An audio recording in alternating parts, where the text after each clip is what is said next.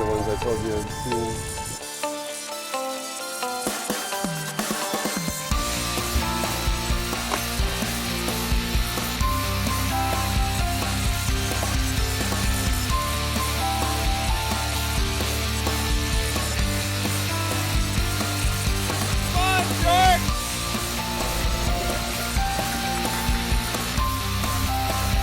He doesn't come off.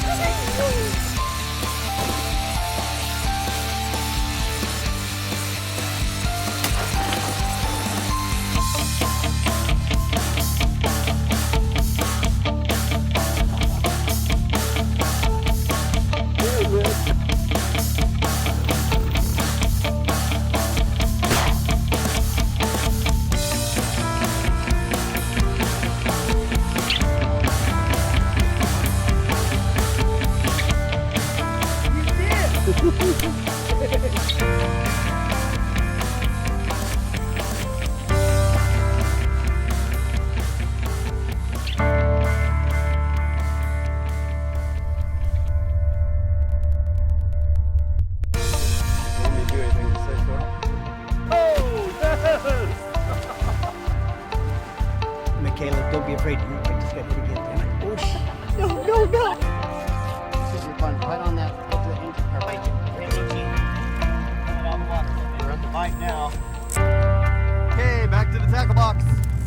No, we won't keep you. We just want a picture. This fish is working me now.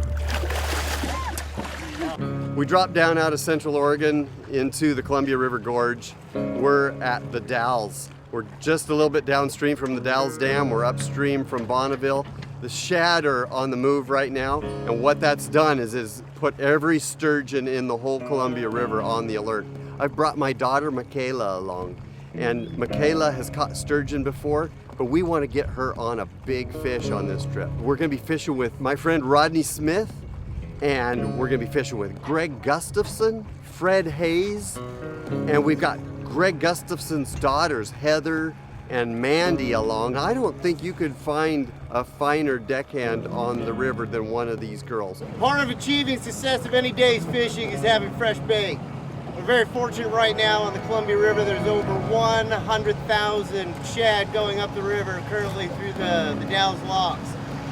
A few of those, unfortunately, don't go up the fish ladder, and they go up through the spillway and they get knocked out. Whack!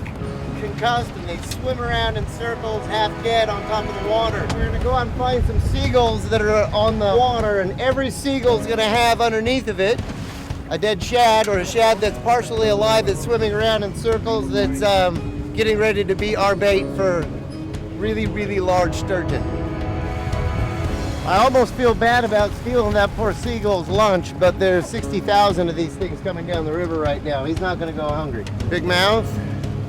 Big gills, and this is what the seagulls eat first, is they take the gills right out, and usually the eyeballs.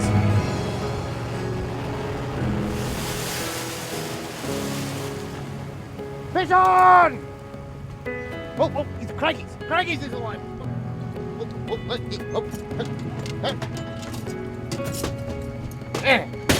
Feisty little bugger. Woohoo! We've got shad in the water, which means the sturgeon have been following them up the river for about a month, and they're gathering here. All these fish, all this biomass, these seagulls, it's all gathering together right here, and we've just dipped up some shad for bait, and we're gonna get those in the water, and then we're gonna run a fly down, and we're gonna try to get a sturgeon on a fly while we're fishing tonight. That's Greg right there. He'll be our guide for the day. He's been catching sturgeon oversized specifically on the Columbia River for over 15 years. He's got a talent and an knack for this that is just, well, we're going after him for a fly today for a challenge and a little bit of something new.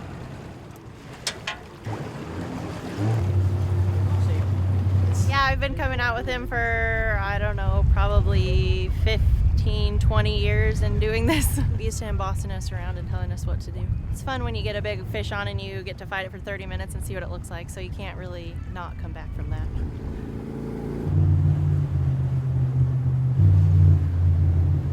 See it? Nice. That's a twofer. We're right below the Dalles Dam now, and up on the bank there's some old structures left over from when the Indians fished here and the Shaker religion. There's a rock that is really special to the Wasco peoples too, and it's all right there. It's been moved, kind of repositioned from where it used to be, but that piece of Oregon history is still right here. When Lewis and Clark came through here in the early 1800s, these fish were here, and they're making a living the way they always have on a fish that hasn't been here as long, the shad, and they've been following these shad up the river. We're going to try to imitate a shad with a fly today, and we're going to use real shad for bait, the shad that we picked up just now off the surface of the river. If we hold, we start fishing, depending on how hard the wind's blowing. Yeah. Thank you. Just cut the blood line so they bleed good. 2 half hitches. It's ready to rock.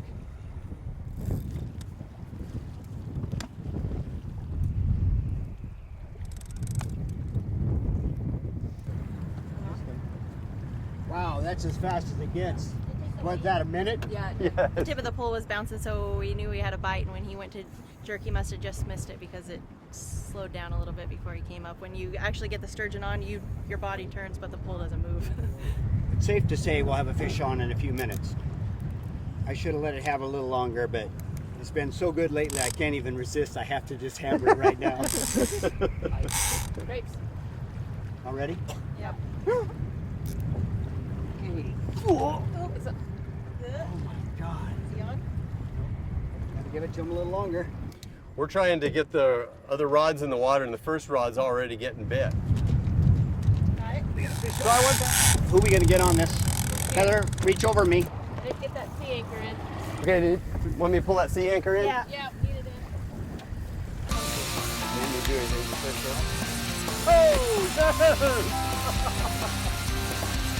Michaela, don't be afraid to move. I just got hit again. Damn it. Oh, No.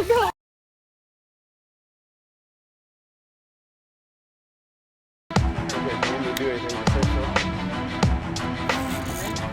Grapes. He's going up. Yep.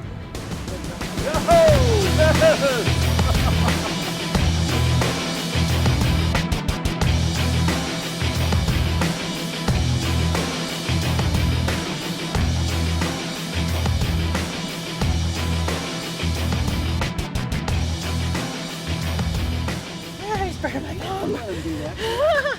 That's not a fly rod. Well, there it is. Yeah. Oh, yeah. We'll Oh, take yeah. it. That's 3-footer, isn't it? That 3-footer, Mandy?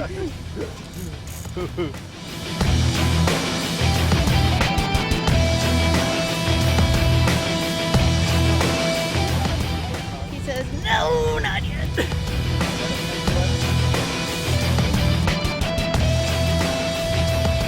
Gary's fishing now. If you can get it in the next 10 seconds, somebody cut it. Heather, will you get the weight off for me? Come snap that.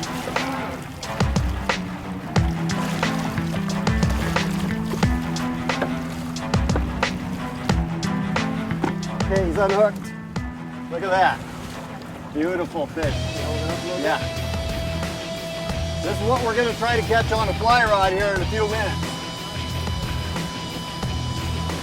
Got it? Get your feelers on! Okay, looks like a 6-footer. Yeah, that was just a small one. A big one is double that plus some. Okay, so now we need to measure out some line. The leader has to be a certain length, and we're going to make sure we get it there. I want to have not very much leader, so I want that fly as close to the bottom as we can get it. I need a better knot here too. Just do a blood knot with 2 wraps. The other one a blood knot on the smaller mono with about maybe 5 wraps. I got that. Fishing's so good, no one wants to, we really didn't ever want to try this when everybody said, no, let's just hurry and catch a fish. Yeah. We've had 3 or 4 bites already. This is where I always anchor, and if middle of the daytime I move out another 20 feet towards Washington there, to the north. And that gives me just a little deeper water, so they're not spooked. Because they can't see, but they can see light, but they can't see objects. Yeah. So when it gets too bright, they just don't bite. For about a couple hours, they're not near as into it. That's when you got to find out how good you really are. Okay, so there it is, girls. What do you think? Rabbit fur. That's just flies, supposedly. I've never seen anything like it before. So we're hoping the fish say, "Oh yeah, there's a nice strip Dead squirrel down of here." shad," you know. Oh yeah. We're having a chance of getting the right size to be in a fly rod. If we get a 10-footer that goes ballistic on us and goes what we call a drive-by, they pick it up and they just run, we're in deep trouble with that fly rod. Deep We'll put a doo-doo. life jacket on him, throw him overboard, we'll get you in a half hour. So Michaela's the fisherman. This is a 13 weight. 13 to 15 weight Beulah rod. We are ready to go. I want you to just pull the line out until you feel that weight hit the bottom. Give you got some advice. Just watch what we're doing here. It's a small enough weight, Gary, that's going to push you back. Okay. We don't want you straight down. Have you felt the bottom yet? Tell Yes. it'll be Okay, you're on the small. bottom. Okay. Yeah, Michaela, those hooks are small and super sharp. Believe me, that will easily hook a sturgeon. Our bigger hooks don't want to go in that big, thick Yeah. cartilage they have. That And- hook's gonna hook. If you get the bite, it's on. You just set the hook because he's not coming back. And so it's just put the power to it. Michaela, don't be afraid. Ooh, I just got hit again. Damn it. Oh, no, get out of there. Get out of there. You can't hold on to that. There's no hook. We got to loose. Jig it, because they sense motion. And if you just can make little jig motions, that's what they're going to home in on. All right. They don't know if it's edible yet, but they like motion. I just tried to stay quiet. We've got a fish on, and everything is on. We are in battle mode. Whoa! When you pull up with two arms up here and reel down with one. Don't let go of the rod. We'll save you. This is fun. Right on that. They have no teeth. Out of the water. We're at the bite now. Okay, back to the tackle box.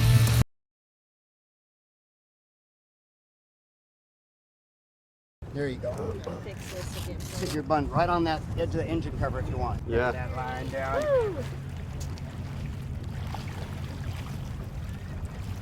You got a little Dacron on here. Okay. And put your fingers there and your thumb down here. Hang on tight. Cannot bite you. They have no teeth. Okay. Pull it out of the water a little bit if you can. We're on the bite now. You're gonna We roll it roll over. it over, he'll take off and get us wet. That's what we want him to do. We want to roll him over. Ready? Yeah. Let go. Nope. He's happy just go away. All my years, maybe 40, 45 sturgeon that had lines. One had 5 hooks in his mouth. That's an eating machine when they have hooks in leader hanging out. Some leaders 20 yards long, some leaders only this long. That is a fish that just eats.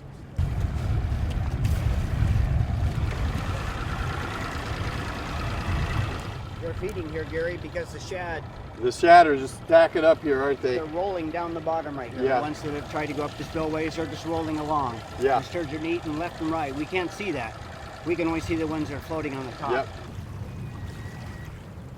The IGFA is the International Game Fish Association, and they've got a record-keeping system for line class and tippet class. And so there's been a lot of people that have caught sturgeon and all kinds of other fish and set these line class records and tippet class records, but not for sturgeon in the fly fishing category. So what we've tried to do here tonight is get a fish, get a sturgeon on a fly rod with 20-pound test tippet.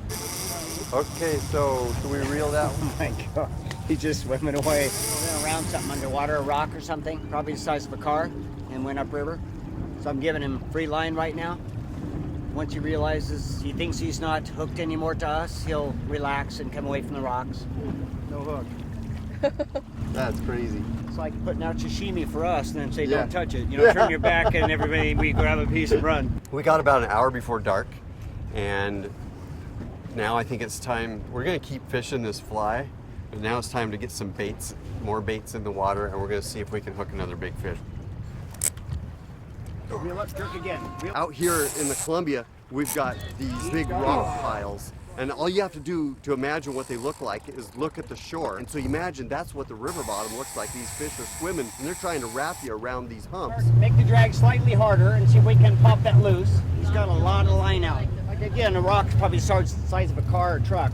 And the fish went around it and then came back upstream. So we're just gonna, Gary, reel up hard. Pull up a little harder. If you feel no rock, I think we're off of him. I think we're off of the rock or we're on the fish. That's the way it usually works. Whoa, yeah, it's popping off there. It's a big, smart fish. They'll tend to do exactly that. Skim the bottom, drop into canyons, go around rocks. I mean, they know how to break people off. They've all seen this before. Michaela got it in like 6 minutes. I agree. I'm broken. He got the rocks a lot. Yeah, he sure did. Look at that line, it's just shredded. Yeah, he had us, man, how many times do we have to do that? 4 or 5 around those rocks. Well, that was a battle, man. Okay. Okay, back to the tackle box. Right there?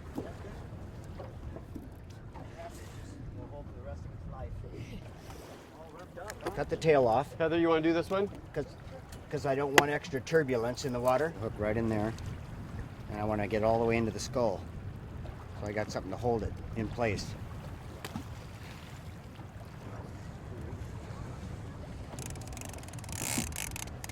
Keep the corner reel up, Mandy, and hit it hard after you push that drag. 2 times. There you go. Is it on? Oh yeah, it's on. Heather, you get the other rod. We won't keep you. We just want to fix you. Oh, This fish is working me now.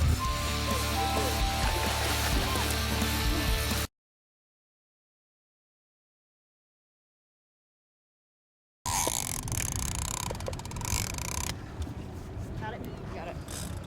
When the fish is on, everybody is doing what they have to make this thing happen. It's angler management at its finest, and I've never seen a team work so well as Greg and Heather and Mandy. big fish, huh? It felt big. I mean, it didn't. Yeah. Oh man.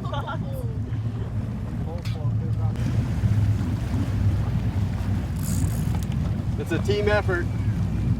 Take more line out, Greg.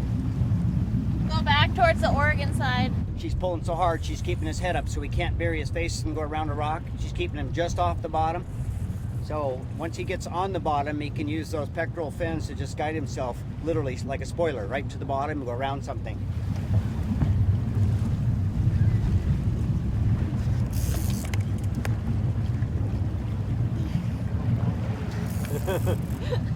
Take more line out. Okay, go back. No, we won't keep you. We just want a picture. That's 8+. You're gonna have to pull really hard right now, Heather. Oh, okay.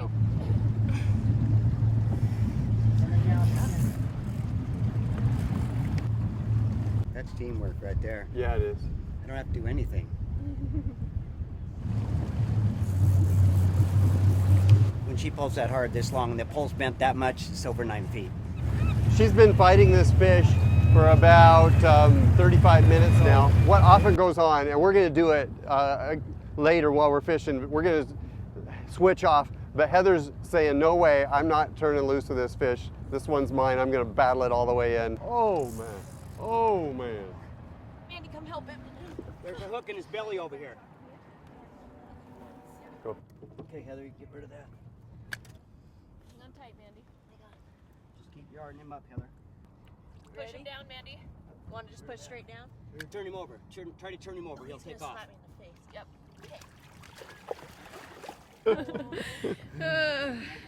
Yeah, that's a Yeah, workout. that's solid. Solid as a rock. It's a good workout. One of them. That's definitely up there. That was a big one. 18 more inches. I need some ice cream. 9.6. Wow. That's big, beautiful fish. I'm guessing that at 450, 500 pounds. Yeah. Now, if we had hooked that fish on the fly rod, that'd have been all over a long time ago with just memories. Could go play putt-putt golf or something. It'd be easier, huh? Yeah. Wouldn't have to eat so much to get our energy back. Whoa. Get up, get up, get up. Get up, get up. We fished all the way till dusk, Definitely still on the rock. and then we've got another big fish on the line, and we're fighting it all the way to dark. When you get this close, there's not much stretch left. So no sudden impacts, no jerky actions, just nice, smooth like you're doing. That'll never break. Where are you? There he is. There he is. Oh, he's big. Came within 1 foot of getting a leader on that one. This fish is working me now. We had him right at the boat, and he didn't like the look of Greg, I guess. When I don't have the glasses on, they go, that's the guy. It's all we can do to get that fish to the boat and turned around, and it takes a team. When you pull up on the pole, make sure you hold that line down so not an inch goes back out to the fish. When they get close to the boat and they hear it, it definitely makes them want to take off again. So let's try going quiet. He's still there. Gotta cut the line, only Washington fishers can fish while it's dark. Fish dies. That's a big fish. How we doing, girls, for rocks and the island and stuff? We're okay? Yep. White leader, good. Nice fat fish right there. Yeah. Okay, man, you get the line also? Yeah. Get the weight off for him. I'm gonna flip him over so he can't keep twirling. The pliers are right behind if you want to cut it. I got my feelers on. We ready? Ready? Let's turn clear over. We say get your feelers on because you've got to really tap into that primal, that instinctual self. Set the hook when the time is right.